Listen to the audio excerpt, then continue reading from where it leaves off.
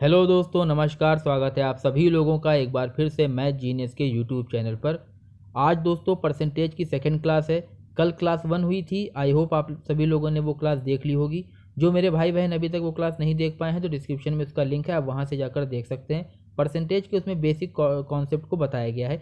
चलिए आज की क्लास को शुरू करते हैं, देखते हैं पहला सवाल क्या है। आज हम लोग हाई लेवल के थोड़े क्वेश्चन लगाएंगे और नई शॉर्ट ट्रिक सीखेंगे।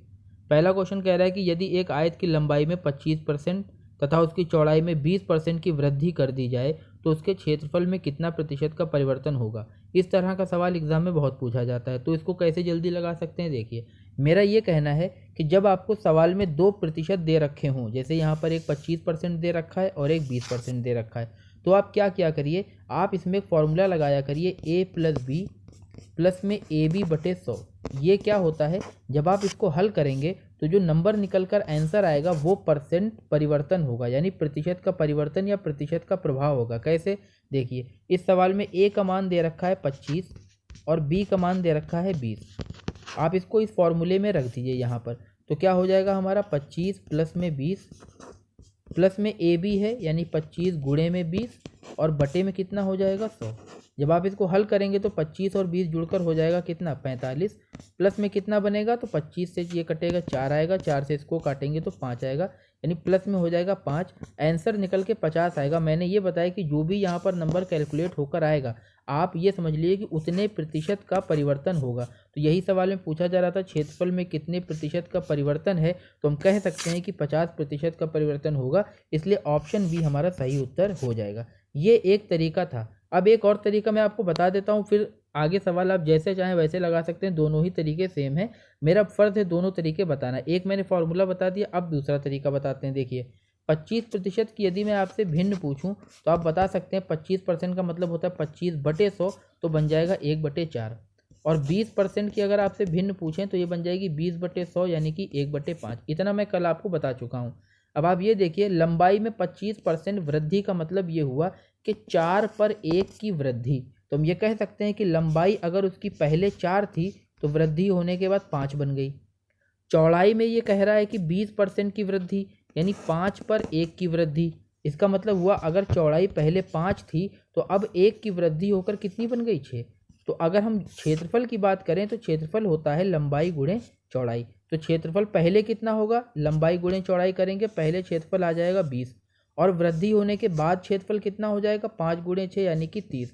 तो हम ये कह सकते हैं कि क्षेत्रफल पहले 20 था और अब हो गया है 30। तो क्षेत्रफल में परिवर्तन कितने का हुआ, आप कहेंगे 10 का। और ये परिवर्तन का प्रतिशत पूछ रहा है, तो इसको परसेंट में बदलने के लिए मैंने क्या बताया था, बटे में आप रख देंगे क्या पुराना वाला क्षेत्रफल और इंटू में कर देंगे क्या 100। जब आप इसको हल करेंगे तो 0 से 0 कैंसिल होगा, 2 से काटने पर यहाँ 50 आएगा। यही 50 हमारा फॉर्मूले से भी निकल के आया था। तो आप देख सकते हैं कि दोनों ही तरीकों से सवाल लगभग एक ही टाइम में हल होगा। आप चाहे कोई भी तरीका लगाएं, ऑप्शन इसका सेम आंसर दोनों तरीके से निकल कर आएगा। तो आई होप आप दोनों तरीके समझ गए होंगे। चलिए अब आगे क्वेश्चन को देखते हैं। देखिए यहाँ पर भी उसी तरह का सवाल है। हमसे कह रहा है कि एक वस्तु का मूल्य 75 रुपये है।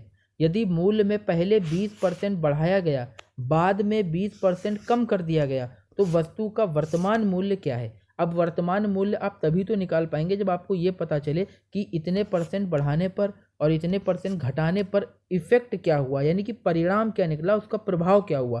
तो मैंने क्या बताया था, आप इसमें डायरेक्टली फॉर्मूला लगा सकते हैं, भिन्न बदल कर भी लगा सकते हैं, लेकिन मेरा ये मानना है कि अगर सवाल में 2% दे रखे हैं 2 बार, तो आप फॉर्मूला लगाइए। सबसे आसान यही तरीका है। देखिए इससे फ़ायदा क्या होगा, फॉर्मूला होता है A+B और प्लस में होता है AB/100।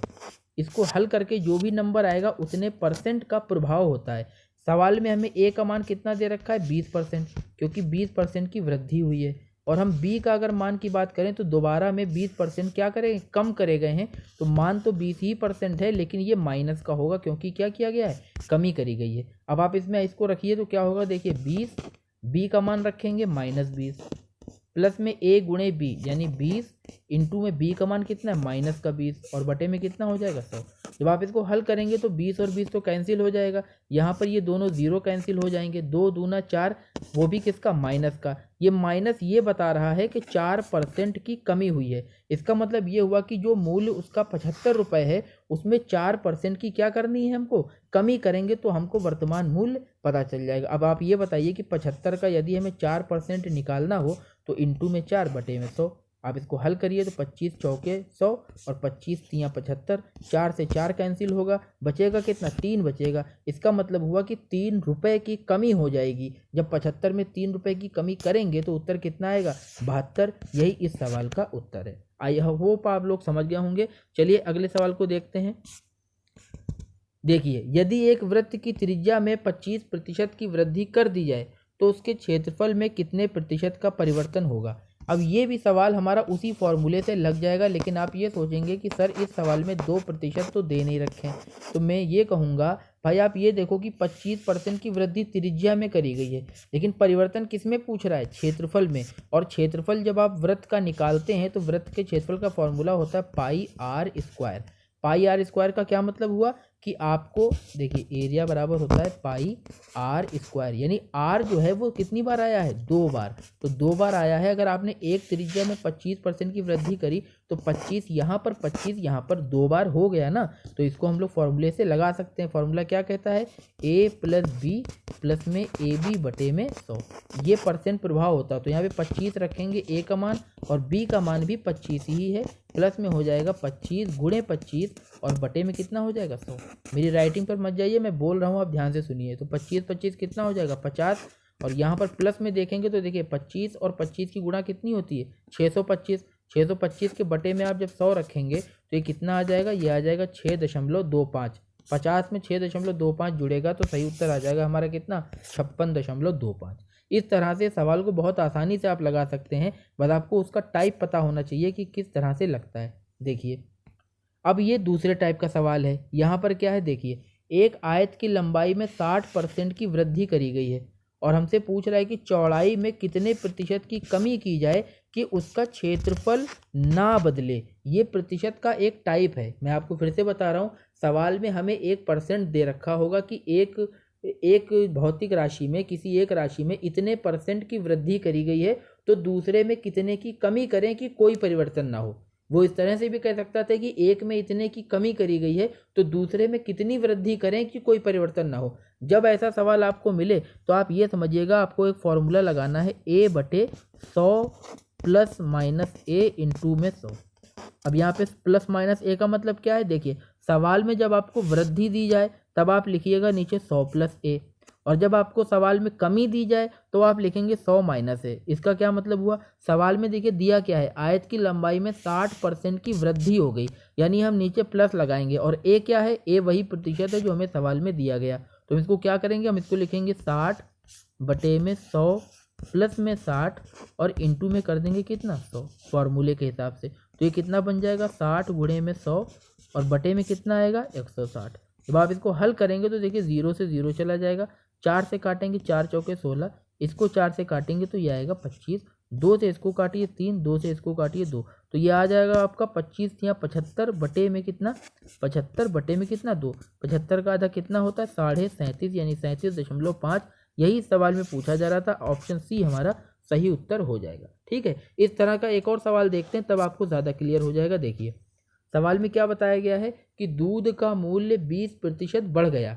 दूध का मूल्य 20% बढ़ गया तो दूध की खपत में कितने प्रतिशत की कमी हो कि खर्चे पर कोई प्रभाव ना पड़े। यही मैं आपसे कह रहा हूँ कि एक चीज़ में बढ़ोतरी करेंगे और पूछेंगे कि दूसरे में कितने की कमी करें कि कोई परिवर्तन ना हो। और हो सकता है पहले में कमी दे दी जाए तो दूसरे में कितना बढ़ाया जाए कि कोई परिवर्तन ना पड़े। तो इसमें करना कुछ नहीं है, फॉर्मूला हमें लगाना है a/100 प्लस में a इंटू में 100। यहाँ पे प्लस इसलिए लगा रहे हैं क्योंकि सवाल में जो परसेंट दिया गया है वो बढ़ोतरी का है यानी वृद्धि का है। यदि यहीं पे ये कह देते कि दूध का मूल्य 20% कम किया गया तब हम 100 - a लगाते। ठीक है, तो आपको ये नहीं देखना है कितना क्या पूछा है, आपको देखना है कि दिया क्या गया है, उसी हिसाब से यहाँ पर चिन्ह हम लगाएंगे। अब इस सवाल में a का मान कितना है 20, तो हमारा हो जाएगा 20 बटे में 100 + 20 करेंगे 120 आएगा और इंटू में कर देंगे कितना 100। इसको आप हल करेंगे तो 20 छंग 120 होता है, और 100/6 को जब आप हल करेंगे तो ये आएगा 16 सही 2/3%, या फिर इसी को हम लिख सकते हैं 16.6%, यानी ऑप्शन ए हमारा सही उत्तर हो जाएगा। तो ये परसेंट के दूसरे टाइप थे। ठीक है, हमने 2 टाइप अभी तक सीख लिए हैं। अब देखते हैं आगे सवाल कैसे आते हैं। देखिए, ये एक जनरल क्वेश्चन है। सवाल में कहा जा रहा है कि 30% अल्कोहल और 50% अल्कोहल वाले एक मिश्रण को किस अनुपात में मिलाया जाए कि मिश्रण 45% अल्कोहल का हो। क्या किया गया है, एक तरफ तो इन्होंने लिया है 30% वाला मिश्रण, एक तरफ इन्होंने लिया है 50% वाला मिश्रण, और इन दोनों को मिलाने पर हमसे पूछ रहा है कितने अनुपात में मिलाएं कि मिलाने पर 45% का मिश्रण बन जाए। जब आपको इस तरह से सवाल दिया जाए तो दोस्तों ये एलिगेशन का सवाल है, अनुपात समानुपात में हम डिटेल में पढ़ेंगे। फिलहाल इस सवाल को कैसे करेंगे, देखिए 30 वाला 50 वाला मिलाया और मिलने के बाद आंसर कितना आना चाहिए 45।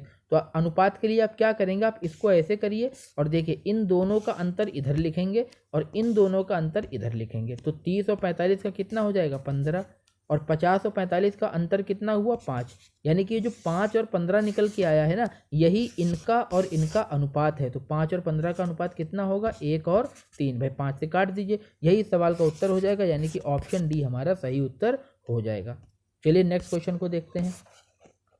सवाल में कह रहा है ताज़े फल में 68% पानी है तथा सूखे फल में 20% पानी है, तो 100 किलोग्राम ताज़े फलों से कितने किलोग्राम सूखे फल निकाले जा सकते हैं। अब ये सवाल आपको समझने की बहुत ज़्यादा ध्यान देना पड़ेगा। देखिए सवाल में कह रहा है कि ताज़े फल में 68% पानी है और सूखे फल में 20% पानी है, तो 100 किलोग्राम ताज़े फलों से कितने किलोग्राम सूखे फल निकाले जा सकते हैं। जब भी आपको इस तरह का सवाल मिले जिसमें फल या सब्जी सूख रही हो, तो आप उसमें याद रखिएगा कि जो भी फल होता है वो 2 चीज़ों से मिलकर बना होता है। भाई एक तो फल में पानी होता है, एक फल में क्या होता है पानी, और दूसरा क्या होता है फल में होता है गूदा।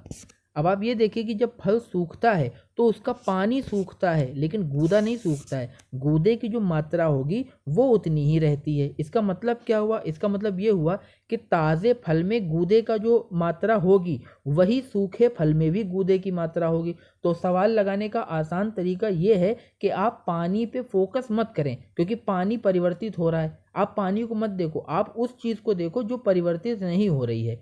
यहाँ पर गूदे की मात्रा नहीं बदलेगी, चाहे फल ताज़ा हो चाहे फल आपका सूखा हो, तो गूदा तो दोनों में सेम रहेगा। वहाँ से हम अपना सवाल लगा सकते हैं। कैसे लगाएंगे, देखिए सवाल में कह रहा है कि 68% पानी है ताज़े फल में, तो हम ये कह सकते हैं कि ताज़े फल में गूदा कितना होगा, इसको 100 में से माइनस कर देंगे तो हम ये कह सकते हैं 32% जो है गूदा होगा।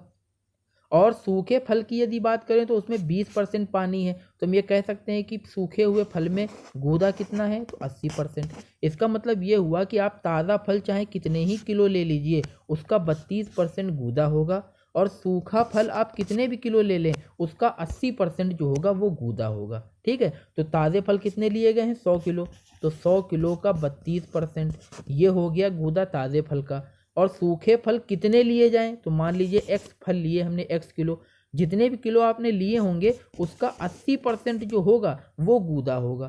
तो यहाँ पर गूदे की मात्रा तो परिवर्तित होगी नहीं, इसका मतलब है ताज़े फल में गूदा और सूखे फल में गूदा दोनों क्या होंगे बराबर। यहाँ से आप x का मान निकालेंगे तो कितना आएगा 100 गुणे 32 बटे में कितना होगा 80। जब आप इसको हल करेंगे तो 16 दूना 32, 16 पंजे 80, 5 से काटेंगे तो 20 आएगा, और 20 की 2 से गुणा करने पर आ जाएगा 40, यानी हमें 40 किलो फल लेना होगा। ऑप्शन सी हमारा सही हो जाएगा। आई होप आप लोग इस सवाल को समझ गए होंगे। यदि किसी को कोई दिक्कत परेशानी है तो वो कमेंट बॉक्स में ज़रूर बताएं।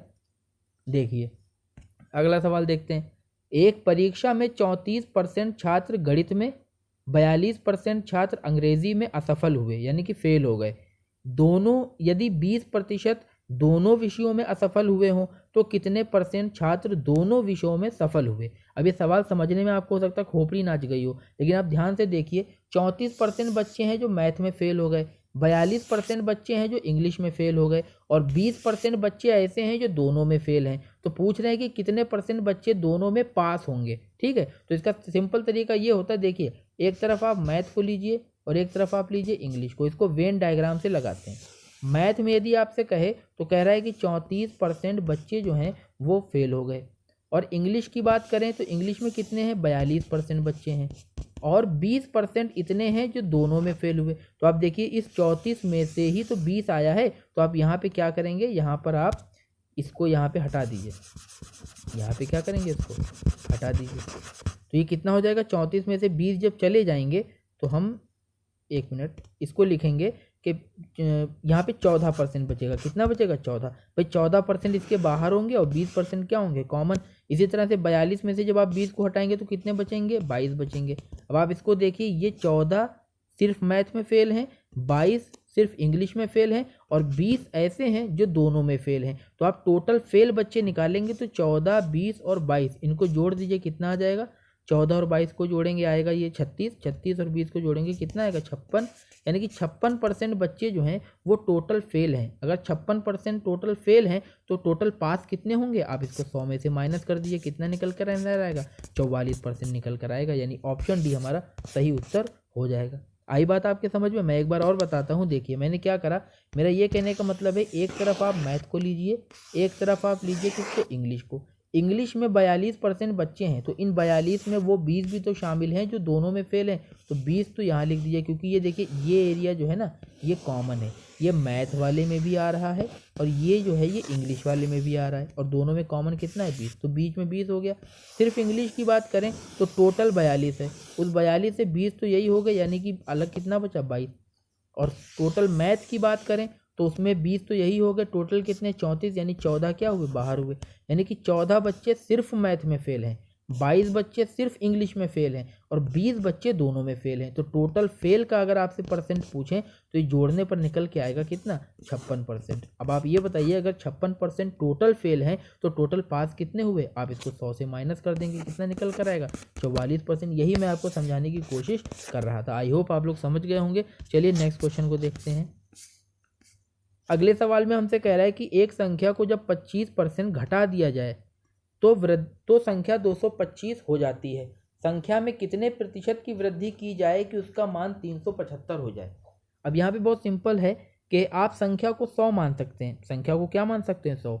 सवाल में कह रहा है कि संख्या में 25% घटाया जाए। आप ये बताइए अगर आप संख्या को 25% घटाएंगे तो संख्या कितनी बाकी रह जाएगी, आप कहेंगे 75%।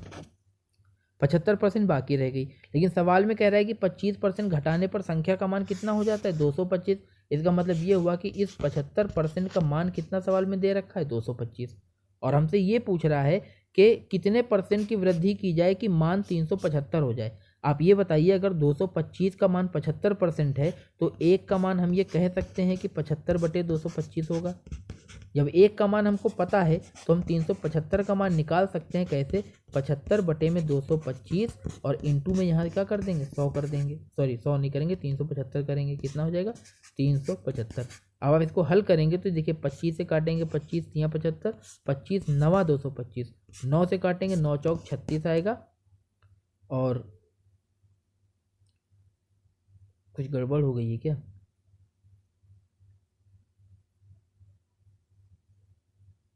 नहीं सही तो है, 9 से पूरा नहीं कटेगा। इसको 1 मिनट, यहाँ पे आ जाएगा 25 9 75, फिर 3 से काटेंगे कितना आएगा, 3।